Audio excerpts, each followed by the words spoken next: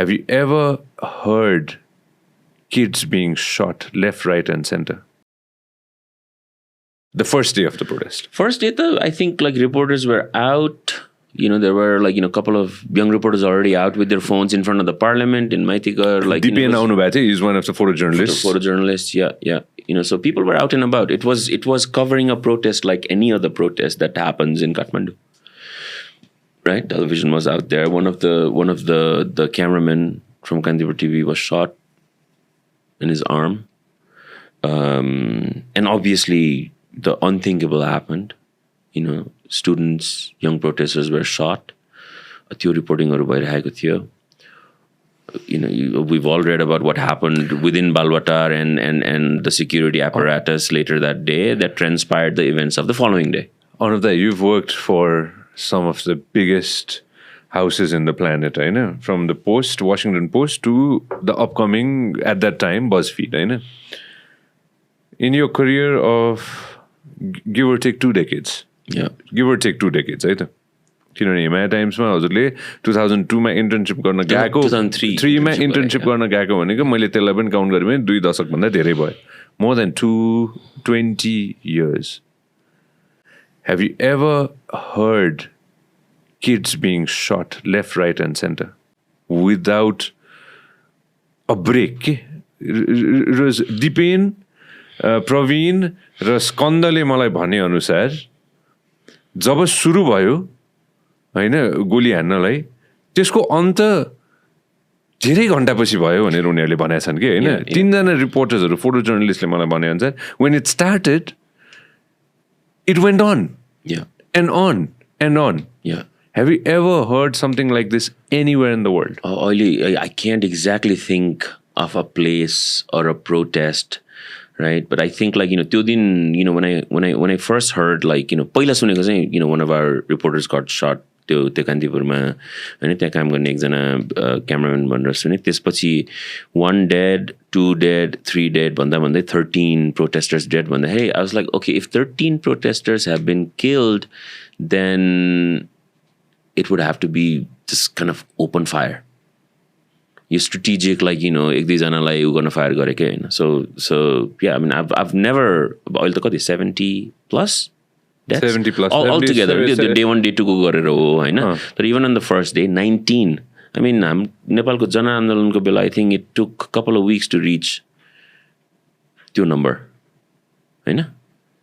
So no, I haven't seen it. तर अरु कुनै के संसारको अरु कुनै ठाउँमा के म जेनोसाइड भने हैन है फेरि हैन म जेनोसाइड तिर गइन म हैन. तर यस्तो क्राउड कन्ट्रोलको कुरामा त्यही भएर मैले like did you want I mean I think like this is where Kantipur's done some good reporting, Okera's done some good reporting on this. के भयो कसरी like त्यो security failure भयो त्यो decision making कहाँबाट आयो भनेर. I mean even if you look at Russia हामीले पुटिन हेरौँ नि mass protest त भइराख्छ. Obviously it takes dangerous forms, like opposition leader get poisoned, killed, like all sorts of stuff in that country. The plane crashes, people die in jails. All sorts of stuff, but if you look at like how they control the crowd, they beat them to pulp. Riot police huncha ni. Direct shooting bhacha ni ke, हैन?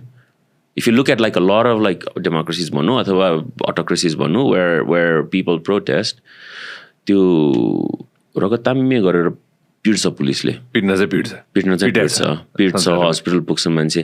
तर जाने भने त धेरै ठुलो कुरा हो. And I mean you saw this in Egypt. यो Arab Spring को बेलामा obviously they shot people. Actually that was the last time I saw this. Right? You're talking about Tunisia? No. You're talking about Hosni Mubarak को government त्यो first couple of days if you Tunisia बाट सुरु भयो अनि उता पुग्यो. त्यसपछि यो Muslim Brotherhood को protest हुँदाखेरि Muslim Brotherhood which was a political party त्यो त mosque भित्र कति ठाउँमा उ गरेर. I mean I remember I was at the Washington Post at the time. We used to write 60 dead, 230 dead, 400 something dead day after day. That was a military dictatorship, So it's happened in places, but not I mean not in a democracy. Not at kids who were in their school dress. Many of them were in uniforms.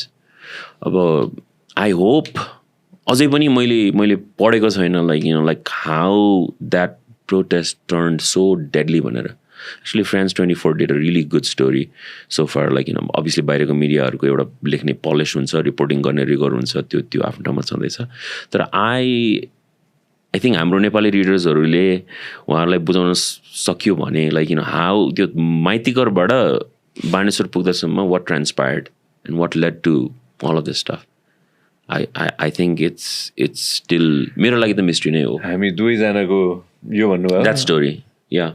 I think it's one of the military grade ammunition भनेर लेखेर रहेछ हैन. यो कसको हो यो France 24 हो. Military grade ammunition भनेको obviously हाम्रो यो दंगा पुलिसहरुसँग they use तल जाउ त अलिकति त्यो photo I think they actually use the मैले चिन्ने कसैले खिचे फोटो हो कि हो. I think so. Yeah, I think that त्यो कति mm को बुलेट भनेर लेखेको पनि छ. And I think like you know one of the things I've read so far is that the reason why on day 2 the army refused to kind of like get out in the streets is they are either protecting people or property. Right?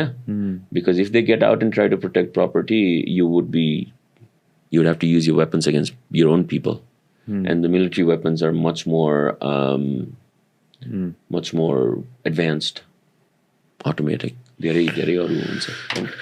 हैन यस्तो यो हामीले सुन्छौँ नि त हैन, म नाम नलिउँ हैन, तर विकसित देशहरूमा एउटा व्यक्तिको मृत्यु हुँदाखेरि पनि प्रहरी दमनले एउटा व्यक्तिको मृत्यु भयो भने पनि त्यहाँ मास सरप्राइजिङ हुन्छ हैन, सबैजना आउँछन् हैन. हाम्रोमा फर्केर हेर्दाखेरि यत्रो भाइ बहिनीहरूको मृत्यु भइसकेपछि हैन भोलिपल्ट जे भयो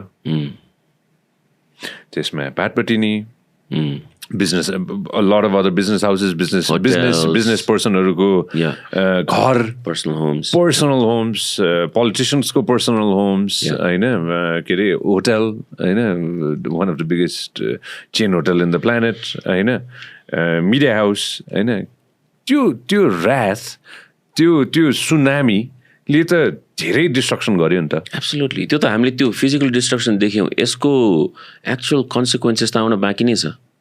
Look at what's going to happen to employment. And I mean, Hilton कतिजना काम गर्थे. These are people who actually like, you know, studied hotel management. राम्रो काम भनौँ न. Everybody from like dishwashers to managers of the hotel. That's Hilton. Bhatbhateni. Working class, you know, college गएर दिउँसो हैन बिहान बेलुका काम गर्ने मान्छेहरू. Right? हाम्रो employment is going to take a hit. I mean, media.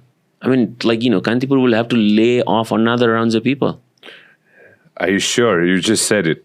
I mean, like, that's the reality. How do you sustain? I mean, your buildings have burned down. Your buildings have burned down. Market my advertising called it. Advertisers have been burned down. Gadi bechne companies dekhi liera. Encel dekhi liera. Nepal ko biggest advertiser ko Encel. I mean, who's going to advertise?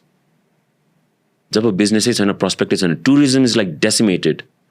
40% कि कति त रिजर्भेसन्स cancellation भयो भनेर आइरहेछ reporting. त्यो त हामीले एक दुईवटा ठाउँबाट देखेको.